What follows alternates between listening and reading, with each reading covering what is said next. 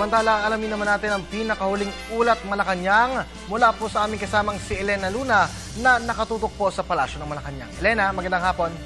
Magandang hapon, Kirby. Tiniyak ng palasyo na nakatuon ang buong puwersa ng pamahalaan para tulungan ang mga mamamayan at ilayo sila sa panganib dulot ng Landa. Sa press briefing kanina ni PCOO Secretary Herminio Coloma Jr., sinabi niya na nagdagdag ng pondo ang DSWD para sa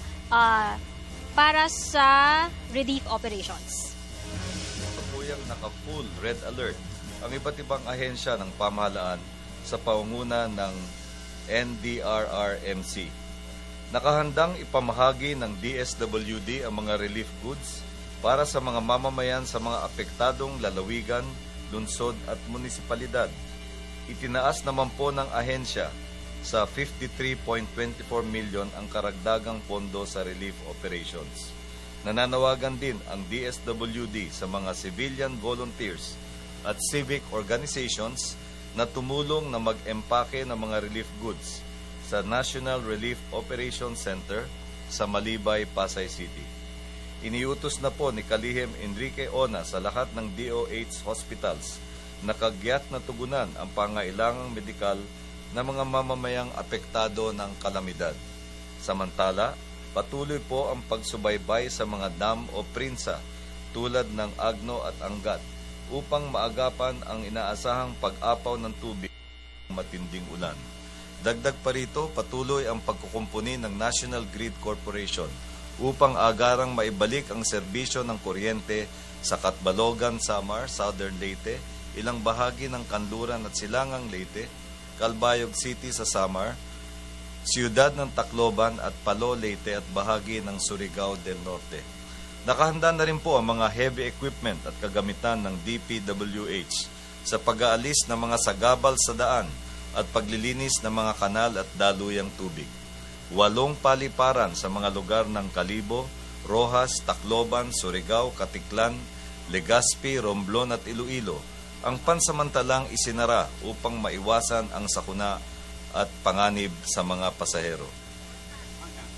Sa naging press briefing din kanina ni Secretary Coloma, tumugon siya sa naging pagboto ng mga lawmakers sa Hong Kong kung saan papatawanan ng visa ang mga Pilipinong pupunta sa Hong Kong.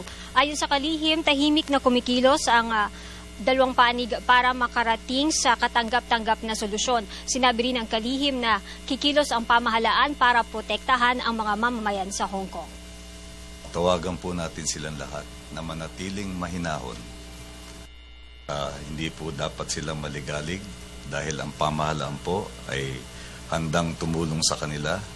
Hindi po nakakalimutan ang kanilang interes at kapakanan.